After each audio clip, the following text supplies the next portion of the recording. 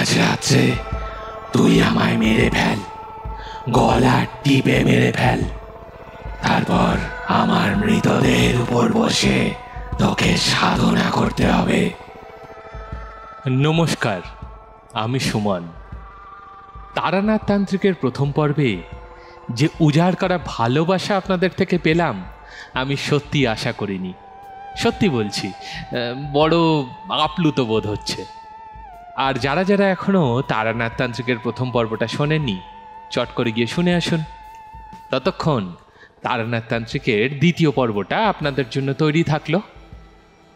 শুরু করছি বিভূতিভূষণ বন্দ্যোপাধ্যায়ের লেখা তারানাথ তান্ত্রিকের গল্প, দ্বিতীয় পর্ব। সে বলল, কেন এখানে এসে বিরক্ত করিস বলতো? তোর দ্বারা কি হবে? কিচ্ছু হবে না। তোর সংসারে এখনো পুরো ভোগ রয়েছে। আমি চুপ করেই থাকি। খানিক বাদে পাগলি বলল, আচ্ছা, কিছু খাবি? আমার এখানে যখন এসেছিস, তার উপরে আবার বামুন, তখন তোকে কিছু খাওয়ানোর দরকার। বল, কি খাবি? পাগলির ক্ষমতা কত দূর দেখবার জন্য বড় কৌতূহল হলো। এর আগে লোক মুখে শুনে এসেছি, যা চাওয়া যায় সাধু সন্ন্যাসীরা তাই দিতে পারে। কলকাতায় গাজী বাবার কাছে খানিকটা দেখেও এসেছি। সে আমার ততটা আশ্চর্য বলে মনে হয়নি।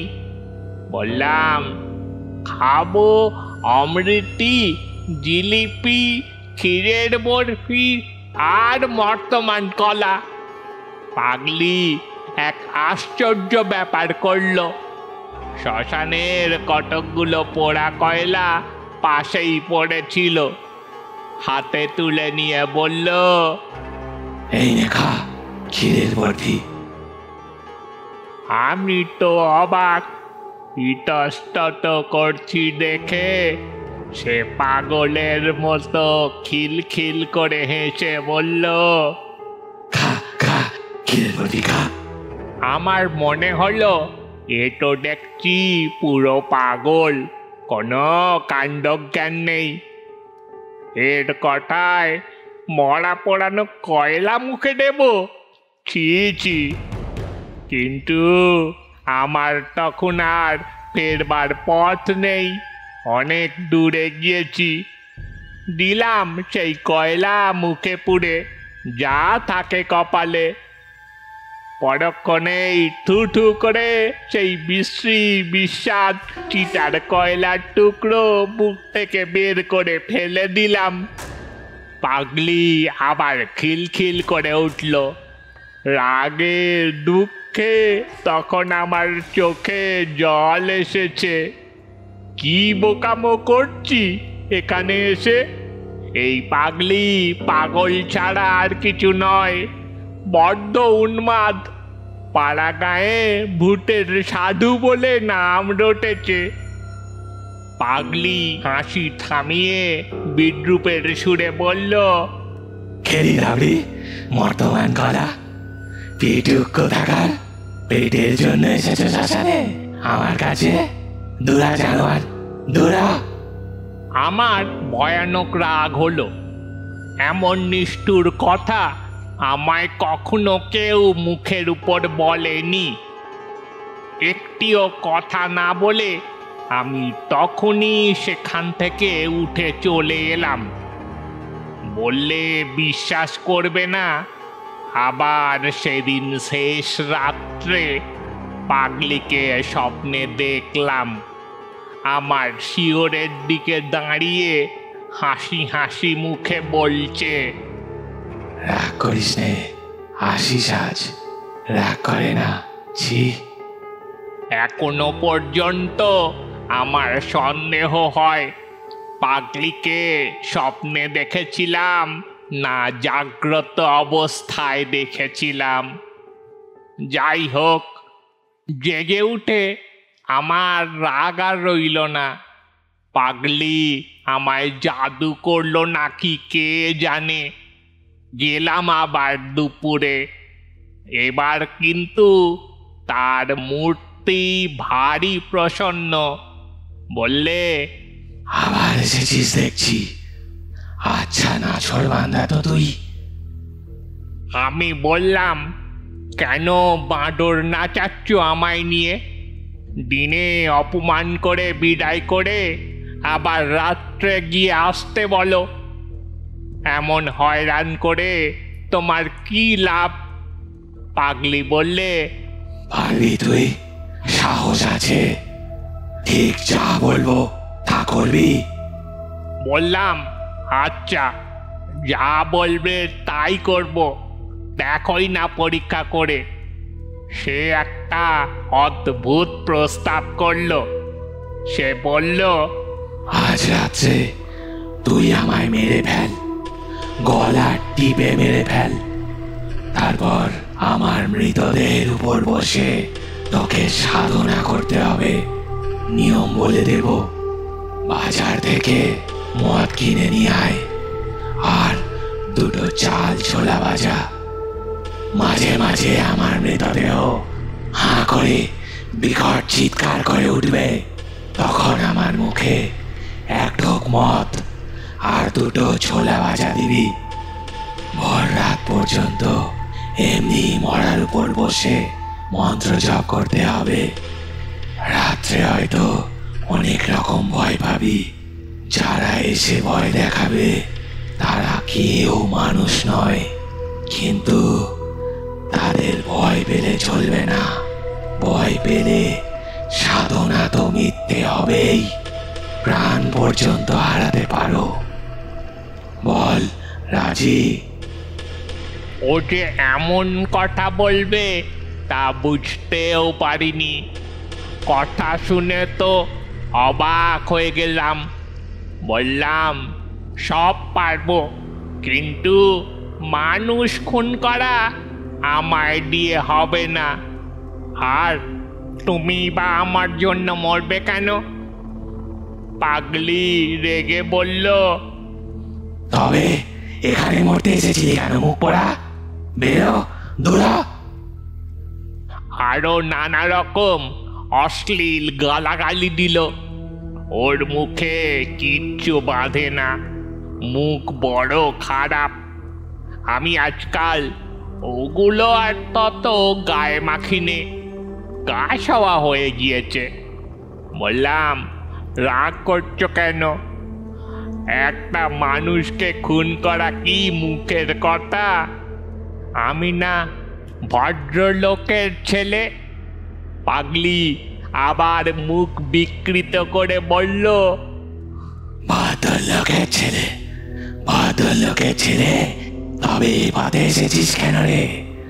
ও অল্প বেঘাটের মরা, তন্ত্র মন্ত্র সাধনা ভদ্রলোকের ছেলের কাজ নয়। যা গিয়ে কামিজ চাদর পরে হৌসে চাকরি কর গিয়ে। বেরো। বললাম, তুমি শুধু রাগই করো, পুলিশের হাঙ্গামার কথাটা তো ভেবে দেখছো না। আমার যখন ফাঁসি হবে তখন কে ঠেকাবে? মনে মনে আরো সন্দেহ হলো। না, এ নিতান্তই পাগল, বদ্ধ উন্মাদ। এর কাছে এসে শুধু এতদিন সময় নষ্টই করছি, এছাড়া আর কিছু নয়। তখনই মনে পড়ল, পাগলির মুখে শুদ্ধ সংস্কৃত শ্লোক শুনেছি, তন্ত্রের কথা শুনেছি। সময় সময় সত্যি এমন কথা বলে যে ওকে বিদুষী বলে সন্দেহ হয়। সেই দিন থেকে পাগলি আমার উপর প্রসন্ন হলো। বিকেলে যখন গেলাম তখন আপনি ডেকে বললে, আমার রাগ হলে আমার জ্ঞান থাকে না। তোকেও বেলা গালাগাল দিয়েছি, কিছু মনে করিস নে। ভালোই হয়েছে তুই সাধনা করতে চাসনি, ওসব নিম্নতন্ত্রের সাধনা। ওতে মানুষের কতগুলো শক্তি লাভ হয়, তাছাড়া আর কিছু হয় না। বললাম কিভাবে শক্তি লাভ হয়? পাগলি বললে, পৃথিবীতে নানা রকম জীব আছে, তাদের চোখে দেখতে পাওয়া যায় না। মানুষ মরে দেহ শূন্য হলে চোখে দেখা যায় না, আমরা তাদের বলি ভূত। এছাড়া আরো অনেক রকম প্রাণী আছে, তাদের বুদ্ধি মানুষের চেয়ে কম, কিন্তু শক্তি অনেক বেশি। এদেরও দেখা যায় না। তন্ত্রে এদের ডাকিনী, শাকিনী এইসব নাম। এরা কখনো মানুষ ছিল না। মানুষ মরে যেখানে যায় এরা সেখানকার প্রাণী। মুসলমান ফকিররা এদেরই বলে জিন। এদের মধ্যে ভালো মন্দ দুই আছে। তন্ত্র সাধনার বলে এদের বশ করা যায়, তখন যা বলা হয় এরা তাই করে, করতেই হয়, না করে উপায় নেই। কিন্তু এদের নিয়ে খেলা করার বিপদ আছে। অসাবধান তুমি যদি হয়েছ, তোমাকেও মেরে ফেলতে পারে। অবাক হয়ে ওর কথা শুনছিলাম। এসব কথা আর কোথাও শুনিনি। এর মতো পাগলির মুখেই এসব কথা সাজে। আর যেখানে বসে শুনছি তার পারিপার্শ্বিক অবস্থাটাও ওই কথার উপযুক্ত বটে। গ্রাম্য শ্মশান, একটা বড় তেঁতুল গাছ, আর একদিকে কয়েকটা শিমুল গাছ। 2-4 দিন আগের একটা চিটার কাঠ কয়লা আর একটা কলসি জলের ধারে পড়ে রয়েছে। কোনো দিকে লোকজন নেই। অজ্ঞাত সারে আমার গা যেন শিউরে উঠল। পাগলি তখনও বলে যাচ্ছে অনেক সব কথা, অদ্ভুত ধরনের কথা। এক ধরনের অপদেবতা আছে তন্ত্রে যাদের বলে হাঁকিনি। তারা অতি ভয়ানক জীব, বুদ্ধি মানুষের চেয়ে অনেক কম। দয়া মায়া বলে পদার্থ নেই তাদের, পশুর মতো মন, কিন্তু তাদের ক্ষমতা সবচেয়ে বেশি। এরা যেন প্রেত লোকের বাপ ভাল্লুক। এদের দিয়ে কাজ বেশি হয় বলে যাদের বেশি দুঃসাহস তারা হাকিনি মন্ত্রে সিদ্ধ হবার সাধনা করে।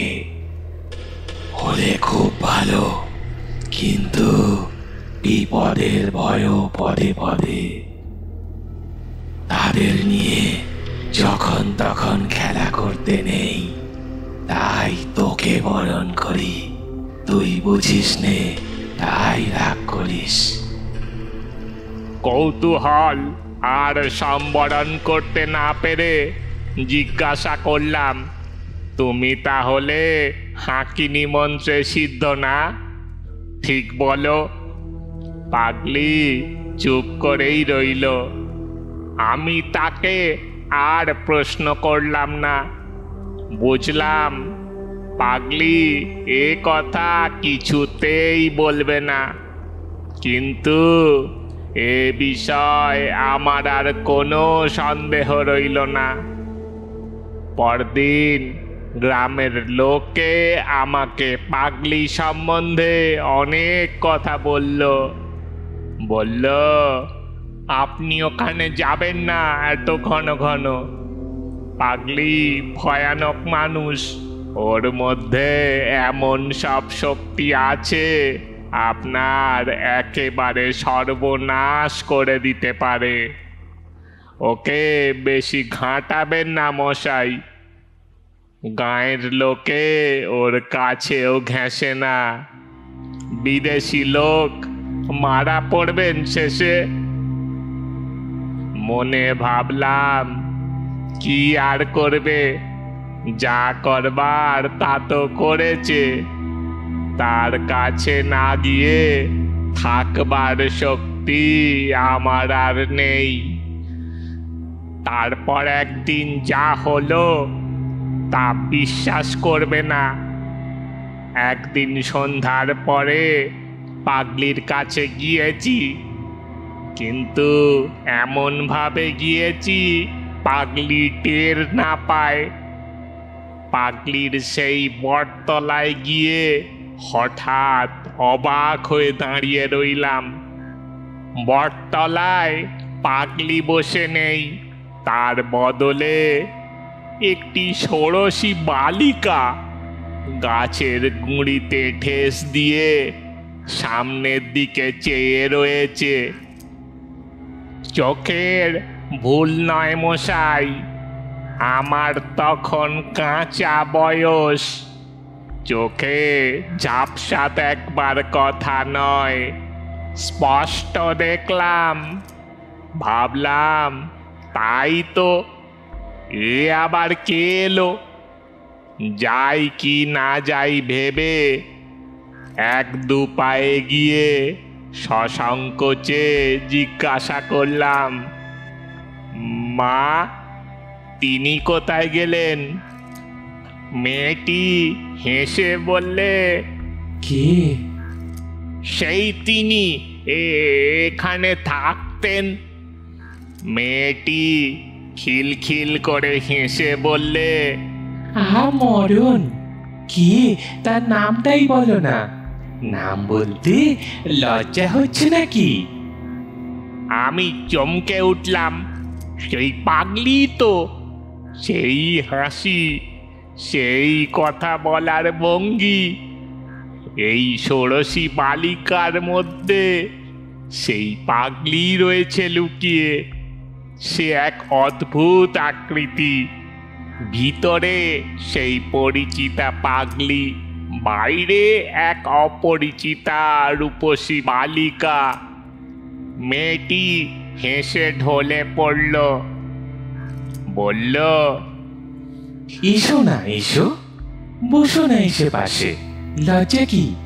আহা, অত লজ্জার দরকার নেই, এসো। হঠাৎ আমার বড় ভয় হলো। মেয়েটির রকম সকম আমার ভালো বলে মনে হলো না। তাছাড়া আমার দৃঢ় বিশ্বাস হলো এ পাগলি আমায় কোনো বিপদে ফেলার চেষ্টায় আছে। ফিরে চলে যাচ্ছি, এমন সময় পরিচিত কণ্ঠের ডাক শুনে থমকে দাঁড়ালাম। দেখি বটতলায় পাগলি বসে আছে, আর কেউ কোথাও নেই। আমার তখনও ভয় যায়নি। ভাবলাম আজ আর কিছুতেই এখানে থাকবো না, আজ ফিরে যাই। পাগলি বললে, আয়, বস। বললাম, তুমি ওরকম ছোট মেয়ে সেজেছিলে কেন? তোমার মতলবখানা কি? পাগলি বললে, মরণ, ঘাটের মরা, আবল তাবল বকছে দেখো। বললাম, না, সত্যি কথা বলছি, আমায় কোনো রকম ভয় দেখিও না। তোমায় তো মা বলে ডেকেছি। পাগলি বললে, শোন তবে, তুই সেরকম নোস। তন্ত্রের সাধনা তোকে দিয়ে হবে না। অত সাধু সেজে থাকার কাজ এ নয়। থাক, তোকে দু একটা কিছু দেব, তাতেই তুই করে খেতে পারবি। একটা মরা চাই, আসবে শিগগিরই, অনেক মরা আসবে, এই ঘাটেই আসবে। ততদিন অপেক্ষা কর, কিন্তু যা বলে দেব তাই করবি। বল রাজি? সব সাধনা ভিন্ন, কিচ্ছু হবে না। তখন আমি মরিয়া হয়ে উঠেছি। আমি ভীতু লোক ছিলাম না কোনো কালেই, তবু কখনো মরার উপরে বসে সাধনা করব এ কল্পনাও করিনি। কিন্তু রাজি হলাম পাগলির প্রস্তাবে। বললাম, বেশ, তুমি যা বলবে তাই করব, কিন্তু পুলিশের হাঙ্গামার মধ্যে যেন না পড়ি। আর সবেতেই রাজি আছি। একদিন সন্ধ্যার কিছু আগে গিয়েছি, সেদিন দেখলাম পাগলির ভাবটা যেন কেমন কেমন। ও আমায় বললে, একটা মরা পাওয়া গিয়েছে, চুপি চুপি এসো। জলের ধারে একটা পাকুড় গাছের শিকড় জলের মধ্যে অনেকখানি নেমে গিয়েছে। সেই জড়ানো পাকানো জলমগ্ন শিকড়ের মধ্যে একটা 16-17 বছরের মেয়ের মরা বেঁধে আছে। কোনো ঘাট থেকে ভেসে এসেছে বোধহয়। ও বললে, তোল মরাটা, শিকড় বেয়ে নেমে যা, জলের মধ্যে মরা হালকা হবে, ওকে তুলে শিকড়ে রেখে দে, ভেসে না যায়। তখন কি করেছি জ্ঞান ছিল না। মরার পরনে তখনও কাপড়, সেই কাপড় জড়িয়ে গিয়েছে শিকড়ের মধ্যে। আমাকে বেশি বেগ পেতে হলো না, অল্প চেষ্টাতেই সেটা টেনে তুলে ফেললাম। পাগলি বললে, মরার উপর বসে তোকে সাধনা করতে হবে, ভয় পাবি না তো? ভয় পেয়েছো কি মরেছো? আমি হঠাৎ আশ্চর্য হয়ে চিৎকার করে উঠলাম।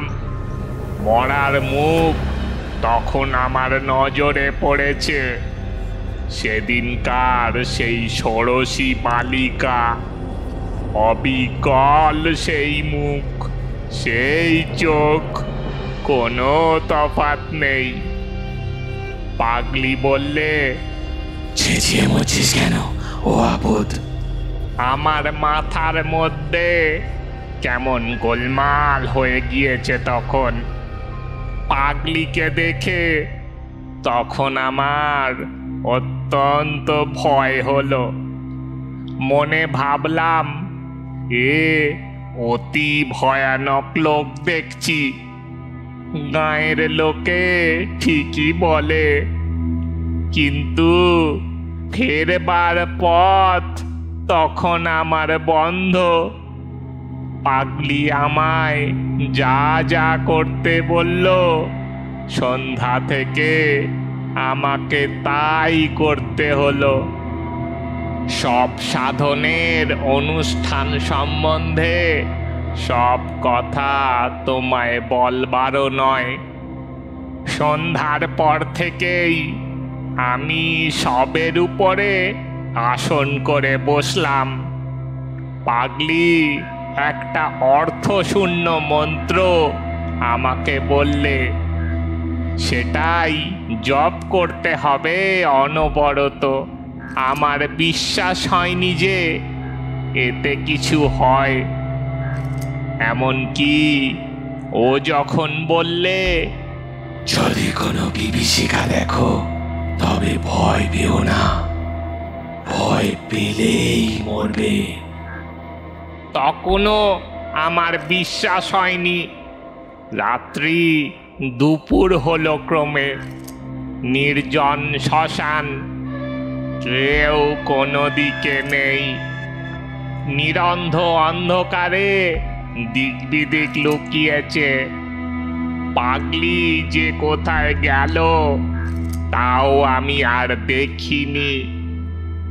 হঠাৎ এক পাল শিয়াল ডেকে উঠল নদীর ধারে একটা কষার ঝোপের আড়ালে। শিয়ালের ডাক তো কতই শুনেছি, কিন্তু সেই ভয়ানক শ্মশানে একটা টাটকা মড়ার উপর বসে সেই শিয়ালের ডাকে আমার সর্বাঙ্গ শিউরে উঠল। ঠিক সঙ্গে সঙ্গে আর একটা ব্যাপার ঘটল। বিশ্বাস করা না করা তোমার ইচ্ছে, কিন্তু তোমার কাছে মিথ্যে বলে আমার কোনো স্বার্থ নেই। আমি তারানাথ জ্যোতিষী, বুঝি কেবল পয়সা।